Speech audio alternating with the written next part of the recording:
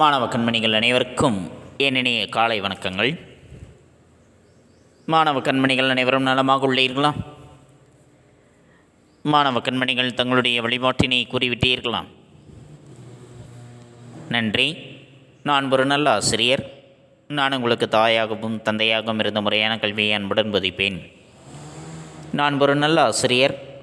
நான் உங்களுக்கு தாயாகவும் தந்தையாகவும் இருந்த முறையான கல்வியை அன்புடன் போதிப்பேன். நான் ஒரு நல்ல ஆசிரியர். நான் உங்களுக்கு தாயாகவும் தந்தையாகவும் இருந்த முறையான கல்வியை அன்புடன் போதிப்பேன். அனைவருக்கும் என் இனிய காலை வணக்கங்கள். மாணவ கண்மணிகளை, நாம் நேற்று பார்த்த பாடப்பகுதியானது மதராசப்பட்டினம் என்பதில் முதல் பகுதியை பற்றி பார்த்தோம். இரண்டாவது பகுதியை பற்றி பார்த்தோம். நகரம் உருவாக்கம். செயின்ட் ஜார்ஜ் கோட்டைக்கு உள்ளே வீடுகள் இருந்த பகுதி வெள்ளையர் நகரம் என்றும், கோட்டையில் இருப்பவர்களினுடைய தேவைகளை நிறைவேற்றக்கூடிய பணியாளர்கள், வணிகர்கள் இவர்களுக்காக அமைத்திருந்த பகுதி கருப்பர் நகரம் என்றும் அழைக்கப்பட்டது. அதை இரு பகுதிகளும் இணைந்திருக்கக்கூடிய பகுதிதான் மதராசப்பட்டினம் என்று அழைக்கப்பட்டது. கிழக்கிந்திய நிறுவனம் பெரும்பாலும் துணி வணிகத்தையே செய்த காரணத்தினால் இந்தியாவினுடைய பல பகுதிகளிலிருந்தும் நெசவாளர்கள் சென்னை நோக்கி வந்தார்கள். அவர்களால் வண்ணாரப்பேட்டை, சிந்தாதிரிப்பேட்டை முதலான புதிய பகுதிகளானது தோன்றியது. வட சென்னை பகுதிகள் மதராசப்பட்டினம் என்றும், தென் சென்னை பகுதிகள் சென்னைப்பட்டினம் என்றும் வழங்கப்பட்டது. ஆங்கிலேயர்கள் அவை இரண்டையும் ஒன்றிணைத்து மதராஸ் என்று அழைத்தனர். அதுவே பிறகு மெட்ராஸ் என்று மாற்றமடைந்து இப்பொழுது நம்முடைய சென்னையாக இருக்கின்றது. 1646ஆம் ஆண்டினுடைய கணக்கெடுப்பின்படி அந்நகரினுடைய மக்கள் தொகை 19,000. அந்த நகரினுடைய வளர்ச்சியை அறிந்து 1688இல் சென்னை நகராட்சி என்பது உருவாக்கப்பட்டது. ஆங்கிலேயர்கள் ஆட்சி செய்வதற்கு வசதியாக தென்னிந்தியாவினுடைய பெரும்பாலான பகுதிகளை உள்ளடக்கி சென்னை மாகாணத்தை உருவாக்கினார்கள். எலியேல் என்பவர் அந்நகரினுடைய முதல் தலைவரானார். ஆங்கிலேயர்களினுடைய அதிகார மையமாக விளங்கிய அந்த நகரமானது ஆங்கிலேயரை எதிர்த்த விடுதலை இயக்கத்தாருக்கும் முதன்மை களமாக திகழ்ந்தது. இன்று சென்னையின் புகழுக்கு சான்றாக நிற்கும் பல்வேறு கல்வி நிறுவனங்கள் ஆங்கிலேயர்களால் ஏற்படுத்தப்பட்டவை தான்.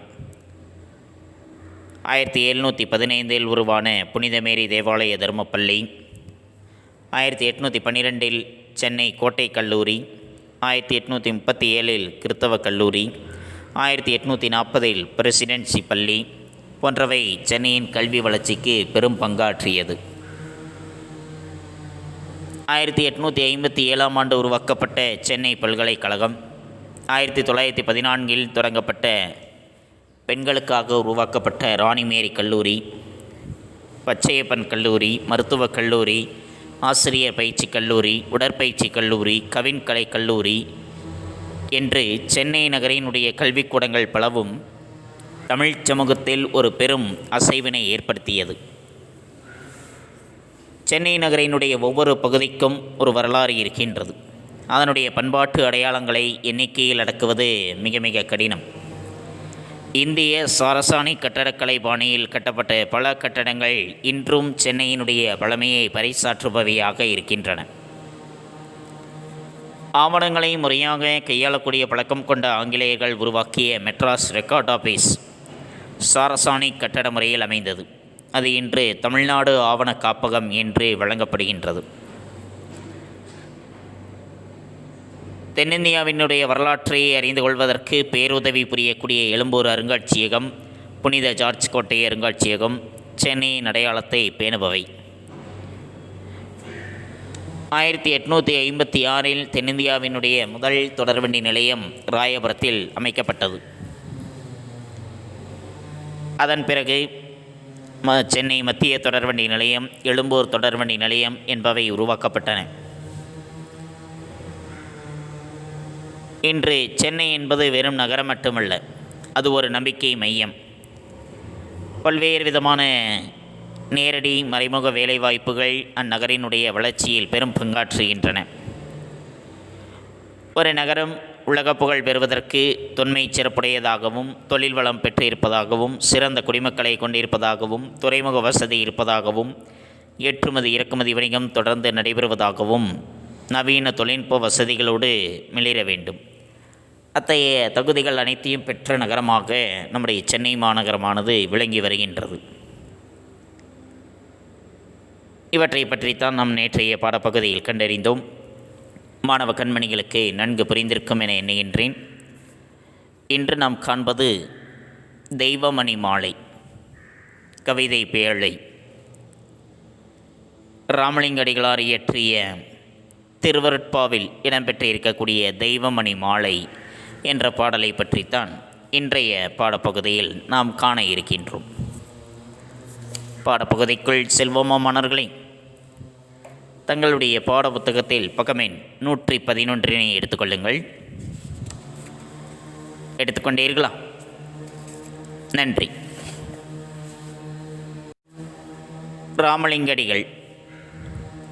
ராமலிங்கடிகளார் 5/10/1823 அன்று கடலூர் மாவட்டம் சிதம்பரத்தை அடுத்த மருதூரில் பிறந்தவர். எந்த ஆண்டு? 5/10/1823 ஆண்டு கடலூர் மாவட்டம் சிதம்பரம் வட்டத்தில் மருதூர் என்ற ஊரில் பிறந்தவர்.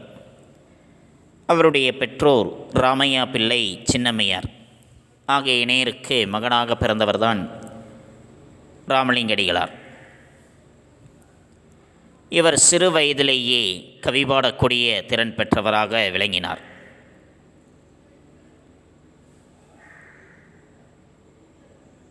நமக்கு வந்திருக்கக்கூடிய பாடப்பகுதியானது ராமலிங்கடிகள் இயற்றிய திருவருட்பாவில் 5ஆம் திருமுறையில் இடம்பெற்ற தெய்வமணி மாலை என்ற பாமாலையில் உள்ளது. இப்பாடலானது சென்னையில் இருக்கக்கூடிய கந்தகோட்டத்து முருகப்பெருமானின் அருளை வேண்டும் தெய்வமணி மாலையின் 8ஆம் பாடல். இவர் படைத்திருக்கக்கூடிய திருவருட்பாவானது 6 திருமுறைகளாக பகுக்கப்பட்டு இருக்கின்றது. அதில் நமக்கு வந்திருக்கக்கூடியது 5ஆம் திருமுறை. மனுமுறை கண்ட வாசகம், ஜீவகாருண்ய ஒழுக்கம் ஆகியவை அவருடைய உரைநடை நூல்கள். இவர் வள்ளலார் என்றும் திருவருட்பிரகாச வள்ளலார் என்றும் வழங்கப்படுகின்றார். மதம் என்கின்ற பேயானது பிடியாதிருக்க வேண்டும் என்று இறைவனை வேண்டும் ராமலிங்க அடிகள் உருவாக்கிய சமய நெறிதான் சமரச சன்மார்க்க நெறி என்பது. எந்த மதத்தையும் சாராது இருப்பது. இறைவன் என்பவன் உருவ வழிபாடு கிடையாது, ஒளி வழிபாட்டே உடையவன்தான். உருவ வழிபாடு என்பதை பின்பற்றாமல் ஒளி வழிபாட்டினை பின்பற்ற வேண்டும் என்று இயற்கையை வணங்கக்கூடிய முறையை போதித்தவர். சத்திய ஞான சபை என்பதை உருவாக்கியவர். சென்னையில் கந்தகோட்டத்து பெருமான் மீது மிகுந்த பக்தி கொண்டிருந்த ராமலிங்க அடிகள் பின்னர் வடலூர் சென்று சத்திய தர்மசாலையை நிறுவினார். ஒளி வழிபாட்டை முன்னெடுத்து சடங்குகளற்ற ஆன்ம நெறியை முன்னிறுத்தியவர். இளம் வயதிலேயே கவி பாடக்கூடிய ஆற்றல் பெற்றிருந்தவர்.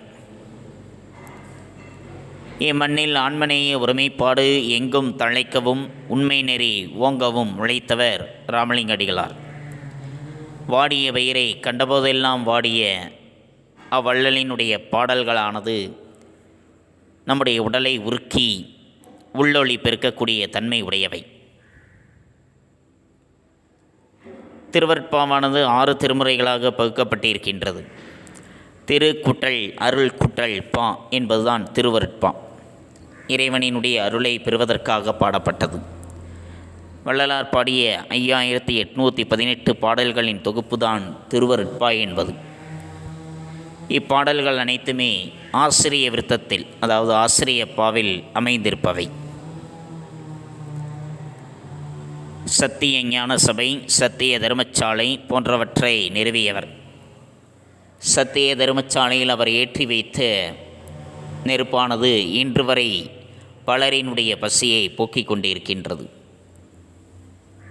இல்லை என்று வருபவர்களுக்கு எந்த நேரத்திலும் சரி இல்லை என்று சொல்லாமல் உணவை வழங்கக்கூடிய சத்திய தர்மசாலையை நிறுவியவர் ராமலிங்க அடிகளார். அவர் எழுதிய திருவருட்பாவில் இடம்பெற்று இருக்கக்கூடிய தெய்வமணி மாலை என்பதனுடைய பாடலை பற்றித்தான் இன்றைய பாடப்பகுதியை நாம் காண இருக்கின்றோம். பாடப்பகுதிக்குள் செல்வோமா மாணவர்களே? நன்றி. தெய்வமணி மாலை ஆன்மநேய ஒருமைப்பாட்டையும் சமய ஒருமைப்பாட்டையும் ஒளி வழிபாட்டையும் முன்வைத்த சீர்திருத்த சிந்தனை உருவான இடம் சென்னை. ஆன்மநேய ஒருமைப்பாட்டையும் ஆன்மீக ஒருமைப்பாட்டையும் ஆன்மீகத்தினுடைய ஒற்றுமையையும் சமய ஒருமைப்பாட்டையும் சமயத்தினுடைய ஒருமைப்பாட்டையும் ஒளி வழிபாட்டையும் முன்வைத்த சீர்திருத்த சிந்தனை உருவான இடம் சென்னை மாநகரமானது. அந்த உண்மை நெறியை உருவாக்கி வளர்த்த வள்ளலார் சென்னையில் வாழ்ந்து வடலூரில் சென்று ஆன்மீக மையத்தை ஏற்படுத்தினார். அந்த உண்மை நெறியை உருவாக்கி அவற்றை வளர்த்தவர் வள்ளலார். அவர் சென்னையில் சில காலம் வாழ்ந்த பிறகு வடலூர் சென்று தன்னுடைய ஆன்மீக மையத்தை சத்திய ஞான சபை என்ற ஆன்மீக மையத்தை அங்கு ஏற்படுத்தினார். அவருடைய சிந்தனைகளினுடைய ஊற்றுக்களமாக இருந்தது கந்தகோட்டம் என்பது. ஒருமையுடன் நினது திருமலரடி நினைக்கின்ற உத்தமர்தம் உறவு வேண்டும். உள்ளொன்று வைத்து புறமொன்று பேசுவார் உறவு களவாமை வேண்டும். பெருமை பெறும் நினது புகழ் பேச வேண்டும். பொய்மை பேசாதிருக்க வேண்டும். பெருநெறி பிடித்தொழுக வேண்டும். மதமான பேய் பிடியாதிருக்க வேண்டும். ஒருமையுடன் நினது திருமலரடி நினைக்கின்ற உத்தமர்தம் உறவு வேண்டும். உள்ளொன்று வைத்து புறமொன்று பேசுவார் உறவு களவாமை வேண்டும். பெருமை பெறும் நினது புகழ் பேச வேண்டும். பொய்மை பேசாதிருக்க வேண்டும். பெருநெறி பிடித்தொழுக வேண்டும். மதமான பேய் பிடியாதிருக்க வேண்டும். இது மனப்பாட பாடலும் கூட. மீண்டும் ஒருமுறை. ஒருமையுடன் நினது திருமலரடி நினைக்கின்ற உத்தமர்தம் உறவு வேண்டும். உள்ளொன்று வைத்து புறமொன்று பேசுவார் உறவு களவாமை வேண்டும். பெருமை பெறும் நினது புகழ் பேச வேண்டும். பொய்மை பேசாதிருக்க வேண்டும். பெருநெறி பிடித்தொழுக வேண்டும். மதமான பேய் பிடியாதிருக்க வேண்டும். நன்றி. ஒருமையுடன் நினது திருமலரடி நினைக்கின்ற உத்தமர்தம் உறவு வேண்டும். ஒருமையுடன் ஒருமை ஒன்றிணைந்து வேறு எவ்வித செயலுமின்றி நினது திருமலரடி நினைக்கின்ற நினது உன்னுடைய திருமலரடி உன்னுடைய மலர் போன்ற திருவடிகளை நினைக்கக்கூடிய ஒன்றிணைந்து வேறு எவ்வித செயலும் இல்லாமல் உன்னுடைய திருமலரை போன்ற அந்த திருவடியை நினைக்கக்கூடிய உத்தமர்தம் உறவு வேண்டும். உத்தமர்களினுடைய உறவு நட்பானது எனக்கு வேண்டும். ஒன்றிணைந்து வேறு எவ்வித செயலையும் தன்னுடைய மனமானது செல்லாமல் உன்னுடைய திருமலரை போன்று இருக்கக்கூடிய திருவடிகளை நினைக்கக்கூடிய உத்தமர்களினுடைய உறவானது நட்பானது வேண்டும். உள்ளொன்று வைத்து புறமொன்று பேசுவார் உறவு களவாமை வேண்டும். உள்ளொன்று வைத்து தன்னுடைய மனதிற்குள் ஒன்றை வைத்து கொண்டு புறமொன்று பேசுவார், தன்னுடைய சொல்லில் வேறொன்றை வைத்து பேசுகின்றவர்கள், அதாவது சொல் வேறு செயல் வேறு என்று இருப்பவர்கள். தன்னுடைய உள்ளத்திற்குள் எண்ணத்தில் வேறொன்றை வைத்துக்கொண்டு வெளிப்புறத்தில் வேறொன்றை பேசுபவர்களினுடைய உறவானது, நட்பானது களவாமை வேண்டும், அதில் கலந்திருக்காமல் இருக்க வேண்டும். ஒற்றுமையோடு வேறு எவ்வித செயலிலும் தன்னுடைய மனமானது செல்லாமல் உன்னுடைய திருவடிகளையே, அதுவும் மலர் போன்ற உன்னுடைய திருவடிகளையே நினைக்கக்கூடிய உத்தமர்களினுடைய நட்பானது எனக்கு வேண்டும். அதிலும் தன்னுடைய மனதில் ஒன்றை வைத்துக்கொண்டு வெளியில் வேறொன்றை பேசுபவர்களினுடைய நட்பானது அதில் களவாதிருக்க வேண்டும், சேராமல் இருக்க வேண்டும்.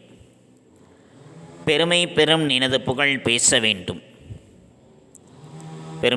பெருமையை கொடுக்கக்கூடிய நினது புகழ், உன்னுடைய புகழினை நான் பேச வேண்டும்.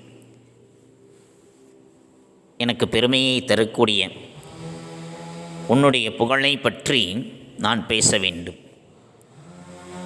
பொய்மை பேசாதிருக்க வேண்டும். பொய்யே நான் பேசாமல் இருக்க வேண்டும். பொய்மையே நான் பேசக்கூடாது. எப்பொழுதுமே உண்மையே தான் நான் பேச வேண்டும். எனக்கு பெருமையை தரக்கூடிய உன்னுடைய புகழை பற்றி நான் பேச வேண்டும். அதே சமயத்தில் எந்த ஒரு சூழ்நிலையிலும் பொய் என்பதையே நான் பேசாதிருக்க வேண்டும். பெருநெறி பிடித்தொழுக வேண்டும், மதமான பேய் பிடியாதிருக்க வேண்டும். எந்த விதமான தவறுதலும் இல்லாதிருக்கக்கூடிய ஒரு பெரிய நெறியினை, ஒரு பெரிய வழியினை நான் கடைபிடித்து அதன்படி நடக்க வேண்டும். மதமான பேய், மதமென்று சொல்லக்கூடிய அந்த பேயானது என்னை பிடியாமல் இருக்க வேண்டும், என்னை பிடிக்காமல் இருக்க வேண்டும் என்று சொல்கின்றார். ஒரு நெறிப்பட்ட மனதுடன் உன் மலர் போன்ற திருவடிகளை நினைக்கக்கூடிய உத்தமர்களினுடைய நட்பானது எனக்கு வேண்டும். உள்ளத்தில் ஒன்றும் வெளியில் ஒன்றுமாய் பேசக்கூடிய வஞ்சகர்களினுடைய நட்பானது என்னை பற்றாதவாறு நீ என்னை காக்க வேண்டும். பெருமை நிறைந்த உன்னுடைய புகழையே நான் பேச வேண்டும். எந்த ஒரு சூழ்நிலையிலும் பொய் பேசாதிருக்க வேண்டும். எவ்வித தவறுதலும் இல்லாத நெறியினை நான் பின்பற்றி நடக்க வேண்டும். மதம் என்கின்ற அந்த பேயானது என்னை பிடிக்காதிருக்க வேண்டும் என்று வேண்டுகின்றார் ராமலிங்க அடிகளார். புரிந்ததா மன்னர்களே? நன்றி. மறுவு பெண் ஆசையை மறக்கவே வேண்டும், உன்னை மறவாதிருக்க வேண்டும். மறுவு பெண் ஆசையை மறக்கவே வேண்டும், உன்னை மறவாதிருக்க வேண்டும். மதி வேண்டும், நின் கருணை நிதி வேண்டும், நோயற்ற வாழ்வில் நான் வாழ வேண்டும். மதி வேண்டும், நின் கருணை நிதி வேண்டும், நோயற்ற வாழ்வில் நான் வாழ வேண்டும். தருமமிகு சென்னையில் கந்தகோட்டத்துள் வளர் தலமோங்கு கந்தவேலே, தன்முகத் துய்யமணி உன்முகச் சைவமணி சண்முகத் தெய்வமணியே. மதி வேண்டும், நின் கருணை நிதி வேண்டும், நோயற்ற வாழ்வில் நான் வாழ வேண்டும். தருமமிகு சென்னையில் கந்தகோட்டத்துள் வளர் தலமோங்கு கந்தவேலே, தன்முகத் துய்யமணி உன்முகச் சைவமணி சண்முகத் தெய்வமணியே. மறுவு பெண்ணாசையை மறக்கவே வேண்டும், உன்னை மறவாதிருக்க வேண்டும். மதி வேண்டும், நின் கருணை நிதி வேண்டும், நோயற்ற வாழ்வில் நான் வாழ வேண்டும். தருமமிகு சென்னையில் கந்தகோட்டத்துள் வளர் தலமோங்கு கந்தவேலே, தன்முகத் துய்யமணி உன்முகச் சைவமணி சண்முகத் தெய்வமணியே. பாடல் புரிந்ததா மன்னர்களே? மீண்டும் ஒரு முறை. மறுவு பெண்ணாசையை மறக்கவே வேண்டும், உன்னை மறவாதிருக்க வேண்டும். மதி வேண்டும், நின் கருணை நிதி வேண்டும், நோயற்ற வாழ்வில் நான் வாழ வேண்டும். தருமமிகு சென்னையில் கந்தகோட்டத்துள் வளர் தலமோங்கு கந்தவேலே, தன்முகத் துய்யமணி உன்முகச் சைவமணி, சண்முக தெய்வமணியே. நன்றி. மறுவு பெண்ணாசையை மறக்கவே வேண்டும், உன்னை மறவாதிருக்க வேண்டும். மறுவு பெண்ணாசை கூடி மகிழ்கின்ற அந்த பெண்ணாசையை நான் மறக்க வேண்டும். ஒன்று கூடி மகிழக்கூடிய அந்த பெண் ஆசையினை நான் மறக்க வேண்டும், உன்னை மறவாதிருக்க வேண்டும். உன்னை நான் எந்த சூழ்நிலையிலும் மறந்து விடாமல் இருக்க வேண்டும். உன்னை நான் எந்த விதமான சூழ்நிலையிலும் சரி மறந்து விடாதிருக்க வேண்டும். எதனை மறக்க வேண்டும்? கூடி மகிழ்கின்ற பெண் ஆசையை நான் மறந்துவிட வேண்டும். ஆனால் உன்னை நான் மறந்துவிடக்கூடாது. மதி வேண்டும், நின் கருணை நிதி வேண்டும். நோயற்ற வாழ்வில் நான் வாழ வேண்டும். மதி வேண்டும், எனக்கு மதி, அறிவு, புத்தி வேண்டும். நின் கருணை நிதி வேண்டும். உன்னுடைய கருணையாகிய நிதி செல்வமானது எனக்கு வேண்டும். உன்னுடைய கருணை செல்வம், உன்னுடைய அருட்செல்வம் எனக்கு வேண்டும். நோயற்ற வாழ்வில்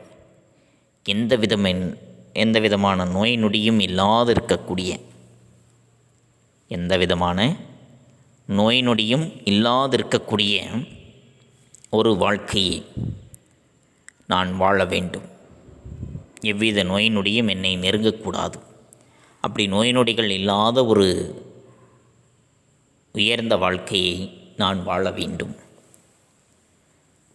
தருமமிகு சென்னையில் கந்தகோட்டத்துள் வளர் தலமோங்கு கந்தவேலை. தர்மங்கள் மிகுதியாக இருக்கக்கூடிய சென்னையில் இருக்கக்கூடிய கந்தகோட்டம் என்கின்ற ஊரில் வளர்தலமோங்கு, உன்னை பெற்றதனால் வளர்ந்தோங்கி இருக்க செய்திருக்கக்கூடிய முருகக் கடவுளே, தன்முகத் துய்யமணி, உண்மையான தூய குளிர்ந்த முகமும்,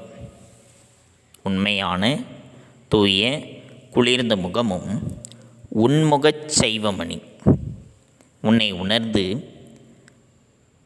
பூஜிப்பதற்கேற்ற விபூதி அணிந்த முகம். சண்முக தெய்வமணியே, தெய்வங்களுக்கெல்லாம் மணி போன்று இருக்கக்கூடிய கடவுளே. தெய்வங்களுக்கெல்லாம் மணி போன்று இருக்கக்கூடிய கடவுளே.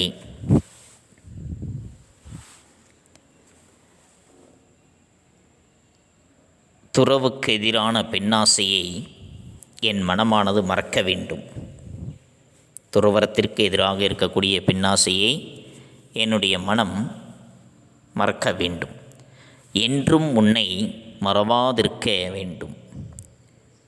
புத்தியும் உன்னுடைய கருணையாகிய நிதியும் செல்வமும் நோயற்ற வாழ்வும், எந்த விதமான நோய் நொடியும் இல்லாதிருக்கக்கூடிய அந்த உயர்ந்த வாழ்வும் எனக்கு வேண்டும். 6 முகங்களை உடைய தெய்வமாகிய மணியே, இவற்றை நீ எனக்கு அருள்வாயாக. அறம் செய்தவர் நினைந்திருக்கக்கூடிய சென்னையின் கந்தகோட்டத்தில் எழுந்தருளியிருக்கும் கந்தவேலை, உண்மையான தூய குளிர்ந்த முகத்தை உடைய தூய மாணிக்கமே, அம்மணிகளுள் அருள் நிறைந்த சைவ மணியே, 6 முகங்களை உடைய தெய்வமாகிய மணியே, இவற்றை நீ எனக்கு அருள்வாயே என்று வேண்டுகின்றார் ராமலிங்க அடிகளார். எவற்றை வேண்டுகின்றார்? அறம் செய்தவர் நிறைந்திருக்கும் சென்னையின் கந்தகோட்டத்தில் எழுந்தருளியிருக்கும் கந்தவேலே, உண்மையான தூய குளிர்ந்த முகத்தை உடைய தூய மாணிக்கமே, அம்மணிகளுள் அருள் நிறைந்த சைவ மணியே, ஒரு நெறிப்பட்ட மனத்துடன் உன் மலர் போன்ற திருவடிகளை நினைக்கின்ற உத்தமிர்தம் உறவு வேண்டும். உள்ளத்தில் ஒன்றும் வெளியில் ஒன்றுமாய் பேசும் வஞ்சகிரதம் நட்பு என்னை பற்றாதவாறு காக்க வேண்டும். பெருமை நிறைந்த உன்னுடைய புகழையே நான் பேச வேண்டும். பொய் பேசாதிருக்க வேண்டும். தவறுதல் இல்லாத நெறியினை நான் பின்பற்றி நடக்க வேண்டும். மதம் என்கின்ற பேயானது என்னை பிடிக்காதிருக்க வேண்டும். துறவரத்திற்கு எதிரான பெண்ணாசையை என்னுடைய மனம் மறக்க வேண்டும். என்றுமே உன்னை நான் மறவாதிருக்க வேண்டும். புத்தியும் உன் கருணையாகிய செல்வமும் எவ்வித நோய் நொடியும் இல்லாத வாழ்வும் எனக்கு வேண்டும். 6 முகங்களை உடைய தெய்வமாகிய மணியே, இவற்றை நீ எனக்கு அருள்வாயே என்று வேண்டுகின்றார் ராமலிங்க அடிகளார். புரிந்ததா மாணவர்களே? நன்றி. மாணவ கண்மணிகளே, இதுகாரும் நாம் கண்டறிந்தது தெய்வமணி மாலை என்ற பாடலை பற்றி ராமலிங்க அடிகளாரினுடைய வேண்டுதலை பார்த்தோம். அறம் செய்வார் நிறைந்திருக்கும் சென்னையின் கந்தகோட்டத்து திருக்கோவிலில் எழுந்தருளியிருக்கும் கந்தவேலே, குளிர்ந்த முகத் தோற்றத்தை உடைய தூய மாணிக்க மணியே, அம்மணிகளுள் அருள் நிறைந்த சைவ மணியே, எனக்கு ஒரு நெறிப்பட்ட மனத்துடன் என்னுடைய மலர் போன்ற திருவடிகளை நினைக்கின்ற உத்தமர்தம் உறவு வேண்டும். உள்ளத்தில் ஒன்றும் புறத்தில் ஒன்றுமாக பேசும் வஞ்சகர்தம் உறவு என்னை பற்றாதவாறு காக்க வேண்டும். பெருமை சான்றன் எனது புகழையே நான் பேச வேண்டும். பொய் பேசாதிருக்க வேண்டும். சிறந்த வாழ்வியல் நெறியை பின்பற்றுமாறு எனக்கு அருள வேண்டும். மதமான பேய் என்னை அணுகாதிருக்க வேண்டும். துறவுக்கு எதிரான பெண்ணாசையை என் மனம் மறக்க வேண்டும். என்றும் உன்னை மறவாதிருக்க வேண்டும்.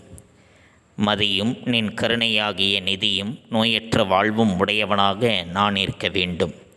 6 முகங்களை உடைய தெய்வமாகிய மணியே, இத்தகைய சிறப்புகளை நீ எனக்கு அருள்வாயாக என்று வேண்டுகின்றார் ராமலிங்க அடிகளார். அவற்றை பற்றித்தான் இன்றைய பாடப்பகுதியில் கண்டறிந்தோம். மாணவ கண்மணிகளுக்கு நன்கு புரிந்திருக்கும் என எண்ணுகின்றேன். அடுத்து நாம் காண்பது பாடப்புத்தகம் படித்தல். பாடப்புத்தகம் படித்தல் பக்கம் எண் 111 மற்றும் 112. பக்கம் எண் 111 தெய்வமணி மாலை என்பதில் ஆரம்பித்து பக்கம் எண் 112 நூல்வெளி என்பது வரைக்கும் மாணவ கண்மணிகள் பாடப்புத்தகம் படித்தலாக எடுத்துக்கொண்டு எழுந்து நின்று உறக்கப் படியுங்கள். தங்களுடைய படித்தல் பயிற்சியினை சற்று மேம்படுத்திக் கொள்ளுங்கள். அடுத்து நாம் காண்பது வீட்டுப்பாடம். வீட்டுப்பாடம் பக்கம் எண் 125. பக்கம் எண் 125 குருவினா. தருமமிகு சென்னையில் கந்தகோட்டத்துள் வளர் தலமோங்கு கந்தவேலே, தொடருக்கு பதவுரை எழுதுக என்ற குருவினாவும், சிறுவினா. ராமலிங்க அடிகள் கந்தவேலிடம் எத்தகையோர் உறவு வேண்டுமென கேட்கிறார் என்ற சிறுவினாவும். இந்த 2 வினாக்கள் தான் வீட்டுப்பாடம். அந்த 2 வினாக்களுக்குரிய விடையானது தங்களுடைய கோனார் தமிழ் உரையில் பக்கம் எண் 185 இடம்பெற்றுள்ளது. பக்கம் எண் 185 தருமமிகு சென்னையில் கந்தகோட்டத்துள் வளர் தலமோங்கு கந்தவேலே, தொடருக்கு பதவுரை எழுதுக. தருமமிகு சென்னையில், தருமங்கள் மிகுந்திருக்கின்ற சென்னையில், கந்தகோட்டத்துள், கந்தகோட்டமெனும் பதி வளர் தலமோங்கு கந்தவேலே, உன்னை பெற்றதால் வளர்ந்தோங்கி இருக்கச் செய்திருக்கும் முருகக் கடவுளே என்ற குருவினாவும். சிறுவினா. ராமலிங்கடிகள் கந்தவேலிடம் எத்தகையோர் உறவு வேண்டுமென கேட்கிறார். இறைவனுடைய திருவடிகளை நினைக்கின்ற அடியாரோடு மனம் ஒன்றிட முடியும் என்று ராமலிங்கடிகளார் கருதினார். எனவே ஒரு நெறிப்பட்ட மனதுடன் என்னுடைய மலர் போன்ற திருவடிகளை நினைக்கின்ற உத்தமர்தம் உறவு வேண்டும் என்று ராமலிங்கடிகளார் கந்தவேலிடம் கேட்கிறார். இந்த 2 வினாக்கள் தான் வீட்டுப்பாடம். இதில் குருவினாவை எழுதி கொள்ளுங்கள். குருவினா சிறுவினா ஆகிய 2ஐயும் படித்து கொள்ளுங்கள். எழுதுவது குருவினா மட்டும், படிப்பது குருவினாவும் சிறுவினாவும். தெளிவுரை எழுதுங்கள், தெளிவுற படியுங்கள். தங்களுடைய படித்தல் பயிற்சியையும் தங்களுடைய கையெழுத்து பயிற்சியையும் சற்று மேம்படுத்திக் கொள்ளுங்கள். மீண்டும் அடுத்த பாட வேளையில் சந்திப்போம். நன்றி, வணக்கம்.